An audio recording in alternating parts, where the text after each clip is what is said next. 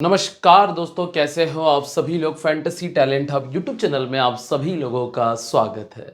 दोस्तों, वीडियो में आज हम बात करेंगे कोलकाता और दिल्ली के बीच होने वाले आईपीएल के मैच नंबर 51 के बारे में। ऑलमोस्ट ये दोनों टीमें ना बाहर जाने की कगार पर हैं। चाहे ये यहाँ से बहुत अच्छा करने की कोशिश करे भी क्यों ना हो, लेकिन इसके बावजूद भी चांसेस हैं कि ये टीमें बाहर हो जाएंगी, क्योंकि ऊपर की जो चार टीमें हैं वो बहुत ही लाजवाब क्रिकेट खेल रही हैं। तो कोलकाता और दिल्ली के इस मैच के अंदर कौन सी टीम ज़्यादा बेहतर करेगी, कौन सी टीम मैच को निकाल देगी, कौन से प्लेयर्स ज़्यादा अच्छा कर सकते हैं और कौन से प्लेयर्स फ्लॉप होंगे, ये सारी चीज़ें हम इस वीडियो के अंदर डिस्कस करने वाले हैं। आप लोगों के कुछ सुझाव मिले हैं, उनको भी अमल करेंगे। हालांकि आज की वीडियो से नहीं, नेक्स्ट वीडियो से उन्हें अमल करेंगे। चलिए, सबसे पहले दोस्तों बात करेंगे हम वेन्यू के बारे में। लेकिन अगर आप लोगों ने हमारे चैनल को सब्सक्राइब नहीं किया है तो fantasy talent hub YouTube channel को सब्सक्राइब कर लो, क्योंकि ये वो चैनल है जहां पर आपको ज़बरदस्त इन्फॉर्मेशन मिलेगी, इन्फॉर्मेटिव वीडियोस मिलेंगी। और अगर आप लोग क्रिकेट के फ़ैन हैं तो आप ये मान लीजिएगा कि आपको हर वो चीज़ जो आपको पसंद आएगी वो यहाँ दिखने वाली है। और साथ ही साथ टेलीग्राम ज्वाइन कर लीजिएगा, क्योंकि कल अगर आप लोगों ने कॉम्बिनेशन देखा होगा, मार्श हमारे कैप्टन वाइस कैप्टन में शामिल थे। क्यों थे, किस लिए थे, सारी चीज़ें मैंने आपको अपनी वीडियो में बताई भी थी। इसीलिए कहता हूं कि वीडियोस को ध्यान से देख लो, टेलीग्राम पर जुड़ जाओ तो सारी चीज़ें क्लियर हो जाएंगी और आप प्रॉफिट के साथ में ही फिनिश करोगे। चलिए, तो टेलीग्राम के लिए आपको करना क्या है कि वीडियो के डिस्क्रिप्शन में चले जाना या फिर आप चले जाना कमेंट सेक्शन में। पहला कमेंट मिल जाएगा, डिस्क्रिप्शन में भी पहला लिंक है, वो टेलीग्राम का लिंक है, जाकर ज्वाइन कर लीजिए। अब हम बात करते हैं वेन्यू के बारे में। देखो, मैच होगा अरुण जेटली स्टेडियम में। अरुण जेटली स्टेडियम पर यह मैच होने वाला है, जो कि छोटा ग्राउंड है। यहाँ पर आपको ब्लैक सॉइल का विकेट देखने मिलता है, कई बार मिक्स्ड सॉइल का विकेट भी आपको देखने मिलता है। दिल्ली के ग्राउंड के ऊपर टर्न हमें देखने मिल जाता है, ये ध्यान रखिएगा। लेकिन ग्राउंड छोटा है इसलिए बहुत ज़्यादा इम्पैक्ट पड़ता नहीं है। अगर आप पिछले कुछ मैचेस उठाकर देखोगे तो 4 विकेट यहाँ स्पिनर ने निकाले थे, यहाँ पर 2 स्पिनर के विकेट थे, यहाँ 4 विकेट स्पिनर के थे और यहाँ पर भी 3 विकेट स्पिनर्स ने निकाल दिए थे। लेकिन एक बहुत कमाल की चीज़ आप यहाँ पर जो देखोगे वो ये कि यहाँ पर ना जो गेंदबाज हैं उनका रोल ज़्यादा बड़ा नहीं है। अगर आप एक मात्र ये वाला मैच हटा दो तो आप यहाँ पर देखेंगे 7 और 2 टोटल 9 विकेट गिरे 20 में से। ठीक है, यहाँ आप देखोगे 2 और 4 6 विकेट गिरे, कितने में से, 20 में से। यहाँ देख लीजिए आप, टोटल 12 विकेट हमने देखे, 12 विकेट कितने में से गए, 20 में से। और अगर आप ये मैच देखेंगे तो ये मैच था जिसमें 11 विकेट हमने देखे, वो भी कितने में से, 20 में से। तो टोटल अगर आप काउंट करने जाओगे तो आपको क्या देखने मिलेगा कि 80 में से सिर्फ 23, 20, 32 और 6 38 विकेट, मतलब 50% विकेट भी हमको देखने नहीं मिल रहे हैं। तो आपको बहुत ज़्यादा गेंदबाजों के पीछे नहीं भागना है।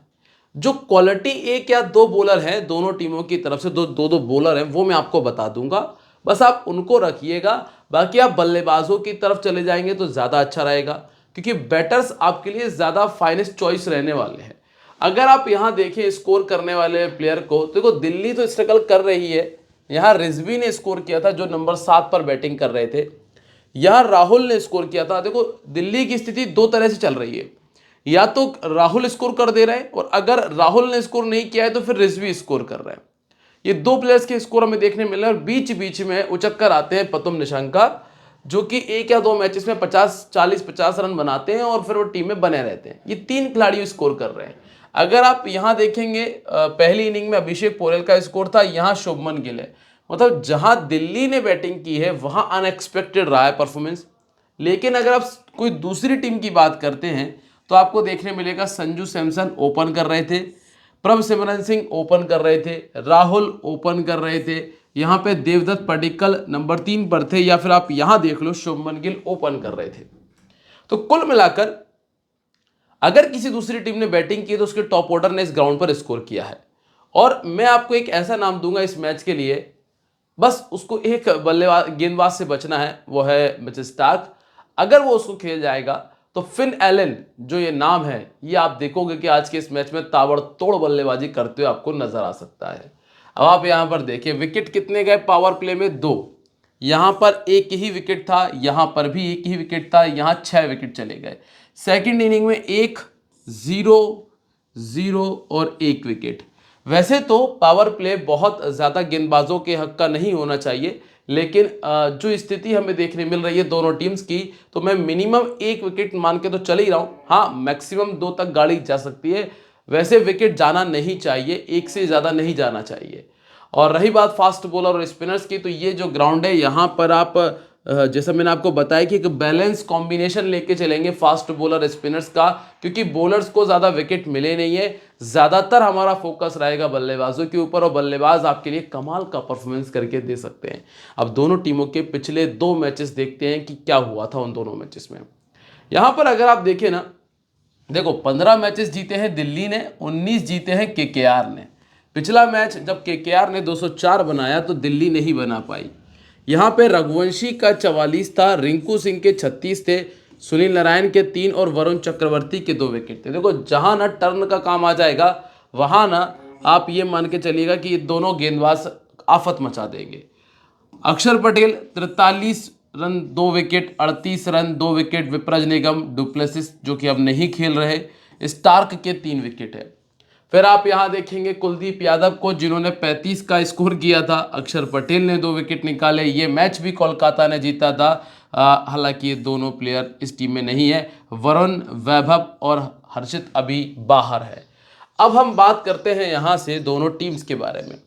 अगर आपको चीज़ें समझ में आती जाएं तो वीडियो को लाइक कर देना, कमेंट कर देना। कहीं दिक्कत लगती हो कमेंट करके पूछ भी सकते हो, या इंस्टाग्राम पर मुझसे पूछ सकते हो। आप यहाँ पर देखेंगे प्रथुम निशंका, राहुल, नीतीश राणा, समीर रिजवी, अक्षर पटेल, स्टब्स और आशुतोष शर्मा। देखो बैटिंग लाइनअप बहुत तगड़ी है। अगर आप ये कहो कि बैटिंग में कोई कमी है, तो बैटिंग में कोई भी कमी नहीं है। बैटिंग ठीक ठाक है, पर परफॉर्मेंस की बात करें तो वो बेहतर नहीं आ रहा है। एक करुण नायर जो कि इम्पैक्ट प्लेयर के तौर पे आप देख रहे होंगे। अब सबसे पहले अगर हम इनका वेन्यू रिकॉर्ड चेक करें तो आपको क्या देखने मिलता है कि राहुल का इस मैदान पर रिकॉर्ड 13 मैचेस में 3 बड़े स्कोर इन्होंने किए हैं। मतलब हर चौथी इनिंग के बाद इनके बैट से एक आपको 50 देखने मिल जाता है। 50 कह लो या 100 कह लो, ठीक है। फिर निशंका ने अभी तक इस मैदान पर 50 नहीं लगाया। नीतीश राणा 10 मैचेस में 2 50, एवरेज है सिर्फ 19 का। एक 50 लगाने के लिए लगभग 5 इनिंग का इस्तेमाल हो रहा है। समीर रिजवी 4 मैचेस में 130 रन, नॉट आउट रहे ज़्यादातर। एक बार 50 से ऊपर का स्कोर है। एक 50 बनाने में 4 इनिंग का इस्तेमाल हुआ है। स्टब्स को आप देखेंगे 14 इनिंग के बाद में एक 50 बना पाए हैं। अक्षर पटेल 2 50 15 इनिंग के बाद में इन्होंने एक 50 बनाया है। और आशुतोष शर्मा जो 50 नहीं बना पाए। अब अगर आप यहाँ से बैटर्स का सिलेक्शन कर रहे हैं, बैटर्स के सिलेक्शन में सबसे पहले हम देखते हैं कि कौन 50 की कगार पर जा सकता है। तो एक इनाम आपको मिलता है यहाँ से केएल राहुल का। इसके अलावा एक आप कह सकते हो कि हाँ समीर रिजवी ठीक खेला था, क्योंकि एक मैच में 90 बनाया था, वही 2 नाम है। और तीसरा नाम आपको नीतीश राणा का देखने मिल जाएगा। अगर आप छोटे छोटे कैमियोज की बात कर रहे हैं, मतलब छोटे कैमियोज जो बेहतर मिल सकते हैं, तो उसमें आपको मिलेगा ट्रस्टिन स्टब्स का नाम। एवरेज 41, 187 का स्ट्राइक रेट। अगर आप छोटे कैमियोज की बात कर रहे हैं, जैसे 10 गेंद में 20 बना दिया, 10 गेंद में 17 बना दिया, 15 गेंद खेल के 28 का स्कोर कर दिया, वो कैमियो आपको स्टब्स से देखने मिल सकते हैं। ये वो 3 या 4 प्लेयर ऐसे हैं जो बेहतर ऑप्शन है टीम में रखने के लिए, ठीक है। गेंदबाजी में अगर हम बात करें तो अक्षर पटेल के पास में 24 विकेट हैं, ठीक है। चूंकि ये बैटिंग भी करते हैं तो ये एक आपकी ऑप्शन निकल कर आते हैं। नीतीश राणा, लुंगी एनगीडी के पास में 7, कुलदीप यादव के पास में 23 विकेट है। इनका रिकॉर्ड इस मैदान पर अच्छा नहीं है। एक विकेट निकालने के लिए इनको लगभग 22 गेंदों का उपयोग करना पड़ा है और 24 गेंदें आपको मिलती हैं। मिचेल स्टार्क एक विकेट निकालने के लिए इन्होंने 15 गेंदों का इस्तेमाल किया है और टी नटराजन ने एक विकेट निकालने के लिए 23 गेंदों का इस्तेमाल किया है। जैसा मैंने आपको बताया था कि इस ग्राउंड के ऊपर गेंदबाजों का रोल बहुत ज़्यादा नहीं है, इसी वजह से आप ये देख पा रहे हैं कि एक एक विकेट वाली कहानी आपको देखने मिल पा रही है। ज़्यादा से ज़्यादा आप कह सकते हो कि स्टार्क जैसा बॉलर आपको 2 विकेट निकाल कर दे सकता है। अब अगर हम सबसे पहले निशंका की चर्चा करें जो कि स्टार्टिंग के 3 मैचेस में 40, एक मैच में 60 का स्कोर किया है, 26 मैचेस में 31 का एवरेज है। दोनों इनिंग्स में जब इन्होंने 3-3 50 किए हैं, राइट आर्म मीडियम गेंदबाजी जो है इनको दिक्कत देती है। 13 बार आउट हो चुके हैं लगभग 150 गेंदों में, एवरेज 18 का है। देखो कैमरून ग्रीन कोई क्वालिटी बॉलर मैं मानता नहीं हूँ, ठीक है। वैभव अरोड़ा ठीक ठाक बॉलर हैं, तो ये एक विकेट यहाँ ना वैभव अरोड़ा को मिल सकता है नई गेंद के साथ में। नंबर 2 पर आपको मिलते हैं केएल राहुल, जो कि कोलकाता के सामने बैटिंग करना पसंद करते हैं। 6-50 सिर्फ 15 इनिंग में, पिछले 1 साल में रिकॉर्ड अच्छा है, रिसेंटली अच्छा कर रहे हैं। कैप्टनसी की प्राइम चॉइस निकल कर आते हैं राहुल, ठीक है। सुनील नारायण 2 बार इनको आउट कर चुके हैं, लेकिन 85 गेंदों में, 85 गेंदों में 2 बार आउट करना कोई बहुत बड़ी समस्या नहीं है, इसलिए राहुल पहला प्लेयर जो कंफर्म कैप्टनसी की चॉइस में भी है। नंबर 3 पर आपको मिलते हैं नीतीश राणा, जिन्होंने एक मैच में 57 बनाया था। इनकी बहुत बड़ी दिक्कत है जब कोई इनके सामने अच्छा स्पिनर आ जाए। लेग स्पिन 3 बार आउट हो चुके हैं, ऑफ स्पिन 3 बार आउट हो चुके हैं, ठीक है। लेफ्ट आर्म फास्ट बॉलिंग के सामने 2 बार। यहां पर ये 2 ऐसे गेंदबाज हैं जो इनको आउट कर सकते हैं। अब बात आती है अगर रिस्क की, देखो रिस्क अगर आप उठाना चाहते हो तो यहां वो रिस्क लिया जा सकता है, ध्यान रखिएगा। स्मॉल लीग की भी बात कर रहा हूं, अगर आप 3 मेंबर 4 मेंबर और अगर आप या फिर आप कहें कि 7 मेंबर 8 मेंबर खेल रहे हैं 10 मेंबर खेल रहे हैं, तो वहां ये रिस्क आप ले सकते हो नीतीश राणा को ड्रॉप करने का, क्योंकि ज़्यादातर लोगों की टीम में है। अगर आप इनका सिलेक्शन परसेंटेज देखेंगे तो लगभग 60% के आसपास इनका सिलेक्शन परसेंटेज आपको मिल जाएगा। अगला नाम है करुण नायर का, और करुण नायर ऐसा कुछ खास किया नहीं है इन्होंने। 18 का बैटिंग एवरेज है कोलकाता के सामने, सेकंड बैटिंग करते हुए 250 है। एक आधे टीम में रख लेना जीएल की, इससे ज़्यादा मैं कहूँगा नहीं। देखो नायर ने लिखा था एक बार कि क्रिकेट एक मौका और दो, और क्रिकेट ने अब वो मौका ख़त्म कर दिया है इनके लिए। अब इनको संन्यास ही ले लेना चाहिए, क्योंकि करुण नायर ने इस सीज़न में तो कुछ खास किया नहीं। पिछले सीज़न में भी एक पहले मैच में रन बनाए थे, उसके बाद में इन्होंने सिर्फ टीम क्रिकेट को मौके दिए हैं और बॉलर्स को मौके दिए। इसके बाद आते हैं दोस्तों समीर रिजवी की तरफ।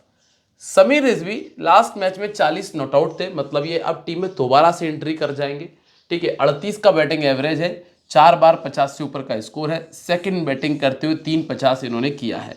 समीर रिजवी वो दूसरा नाम है जो इस टीम की तरफ से स्कोर कर रहा है लगातार। इसके बाद अक्षर पटेल। अब अगर आप जब रिस्क लेंगे नीतीश राणा को छोड़ने का, तो आपको थोड़ा सा नीचे आना पड़ेगा। नीचे आपके पास 2 ऑप्शन मिलते हैं, या तो आप अक्षर पटेल के साथ में रहें, या फिर आप जाएं ट्रस्ट इन स्टेप्स के साथ में। तो यहां आप एक रिस्क ले सकते हैं। वरुण चक्रवर्ती इनको 2 बार आउट कर चुके हैं, सुनील नारायण ने इनको 4 बार आउट किया है, चूंकि ये ऑफ स्पिनर है, और राइट आर्म मीडियम के सामने ये 6 बार, पिछले 1 साल में 6 बार आउट हुए हैं, वो भी सिर्फ 60 गेंदों के अंदर, ठीक है। अक्षर पटेल क्योंकि विकेट ज़्यादा नहीं मिल रहे हैं, इसलिए बहुत ज़्यादा कंफर्म नहीं कहूँगा, लेकिन हाँ ऑप्शनल पिक में रहेंगे। इसके बाद स्टब्स को आप रख सकते हो, क्योंकि आप देखेंगे 60, 27, 38, 39 का स्कोर ये कर चुके हैं। और हालांकि कोलकाता के सामने नहीं चल पाए, 3 मैचेस में उतने बड़े स्कोर नहीं है, क्योंकि वरुण चक्रवर्ती सामने मिलते हैं और वो इनको 2 बार पहले भी आउट कर चुके हैं। आशुतोष शर्मा, दोस्तों यहाँ भी आपको दिमाग नहीं लगाना है, क्योंकि जो बैटिंग डाउन है ना, जो बैटिंग नंबर है, वो अलाउ नहीं करता कि आप सिर्फ प्योर बैटर को इस नंबर पर आकर टीम में शामिल करो। अब आते हैं हम गेंदबाजी की तरफ। कुलदीप यादव ने क्या किया इस सीजन में? पहले तो कोलकाता के सामने 10 विकेट है, 5 इनिंग में 10 विकेट। पिछले 1 साल में 33 में 38 विकेट है। कम से कम 1 विकेट आपको दे जाएंगे, ये कंफर्म है। Maximum 2 wicket. इसके बाद टी नटराजन, देखो ये इकोनॉमिकल रहते हैं, लेकिन कोई इनको अटैक नहीं कर रहा है, और यही कारण है कि विकेट भी नहीं मिल पा रहे हैं। इसलिए नटराजन उतना बेटर ऑप्शन नहीं कहूँगा, क्योंकि नटराजन के पास में वेरिएशन नहीं है ज़्यादा। नटराजन के पास में है लाइन लेंथ बहुत कमाल, और सबसे बढ़िया चीज़ उनका जो यॉर्क यूज़ करते हैं यॉर्क गेंद को, वो है। इसके बाद आते हैं लुंगी एनगीडी। एनगीडी ने स्टार्ट इतना ज़बरदस्त किया था, लेकिन अब सभी लोग इनको समझ गए, पर फिर भी कोलकाता से कहूँगा कि वो अनपढ़ लोग हैं, उन्हें समझ नहीं आएगा। मतलब पर्टिकुलर कोलकाता की बात नहीं कर रहा हूँ मैं टीम की बात कर रहा हूँ, प्लेयर्स की बात कर रहा हूँ, क्योंकि वो इतना गंदा क्रिकेट खेल रहा है सीज़न में, तो कोलकाता के खिलाड़ियों को तो दिक्कत आएगी। कम से कम 2 विकेट इस मैच में डेथ ओवर में गेंदबाजी करने जाते हैं तो मिल जाएंगे इनको। और अगला नाम है मिचेल स्टार्क का। अगर नई गेंद ने स्विंग किया तो फिर ये डालेंगे अंतर्राष्ट्रीय बॉल। अगर अंतर्राष्ट्रीय बॉल इन्होंने डाल दी तो फिर आप नहीं देख पाएंगे किसी प्लेयर को बैटिंग करते हुए ढंग से। पहले गेंदबाजी करते हुए 31 विकेट है, अगर पहले गेंदबाजी कर जाए तो और कमाल करते हैं। अब आओगे आप पर नाइट राइडर की तरफ, ठीक है। फिन एलन फाइनली, तो यार ये टीम ने गलती कर रही है एक, फिन एलन और साइफर्ट को ओपन कराना चाहिए। मैं स्टार्टिंग से ये बात कह रहा हूँ। आप नंबर 3 भेजो ग्रीन को, नंबर 4 भेजो रघुवंशी को। रहाणे को बैटिंग करने नहीं आना चाहिए, कप्तान है इसलिए सिर्फ खिलाना चाहिए। और रोमन पोवेल की कोई आवश्यकता नहीं इस टीम के अंदर। रोमन पोवेल चाहे कितना भी अच्छा खेलेंगे तो 25-30 से ज़्यादा रन बनाएंगे ही नहीं। लेकिन हाँ, अगर टिम साइफर्ट और फिन एलन दोनों ओपन से शुरुआत अच्छा देते हैं तो नीचे आपके पास में एक बेस बन जाएगा। फिर आप ग्रीन का इस्तेमाल सही तरीके से कर सकते हैं, फिर आप रिंकू सिंह का इस्तेमाल, फिर आप रमनदीप का इस्तेमाल सही तरीके से कर सकते हैं। हालांकि रमनदीप को उन्होंने पिछले मैच में हटा दिया था। और मनीष पांडे भी अब तो मौजूद है टीम के अंदर, ठीक है। सुनील नारायण, अनुकूल रॉय, कार्तिक त्यागी, वरुण और वैभव इस टीम में शामिल है। अब सबसे पहले अगर हम बात करें, अच्छा कार्तिक त्यागी नहीं, मनीष पांडे को कैप्टन करना चाहिए कि नहीं करना चाहिए। मनीष पांडे कितने पुराने खिलाड़ी हैं, अच्छा प्लेयर था, पता नहीं क्यों इसको बाहर करके रख दिया। तो मनीष पांडे को टीम में रखकर कैप्टन बनाना चाहिए कोलकाता को, ठीक है। रहाणे को अब रहने देना चाहिए। अजिंक्य रहाणे का रिकॉर्ड अच्छा है, अच्छा खेल रहे हैं, पर एक आती है चीज़ें कुछ थोड़ी सी अंदर से निकल कर, आपको करना चाहिए। 3 बार 50 किया है इस मैदान पे, मतलब हर क्योंकि पसंद करते हैं दिल्ली में खेलना, दिल्ली के ही रहने वाले हैं शायद, तो हर चौथी इनिंग में इनके बैट से 50 आ जाता है। इसके बाद रघुवंशी 2 में 58 है, बाकी खिलाड़ियों ने तो 50 बनाया ही नहीं है। तो आप इनके एवरेज भी देखेंगे गंदे से हैं। और मनीष पांडे का 32 का एवरेज और 3 50 कर चुके हैं। गेंदबाजी में नारायण के पास 14 विकेट्स है, अरोरा के पास में 2, वरुण के पास में 4 विकेट्स है।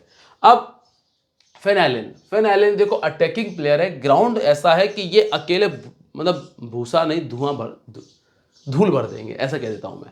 अच्छा खिलाड़ी है फिन एलन, लेकिन देखो आप इनका 33 का एवरेज है, पहले बैटिंग करते हुए 37 का एवरेज मेंटेन कर रहे हैं। 6 50 2 शतक किए, जो स्कोर इन्होंने किए हैं अभी तक वो बाहर कहीं किए होंगे, अभी यहाँ ना वो स्कोर नहीं निकल कर आए हैं। तो शीघ्र समझ रहे हो आप।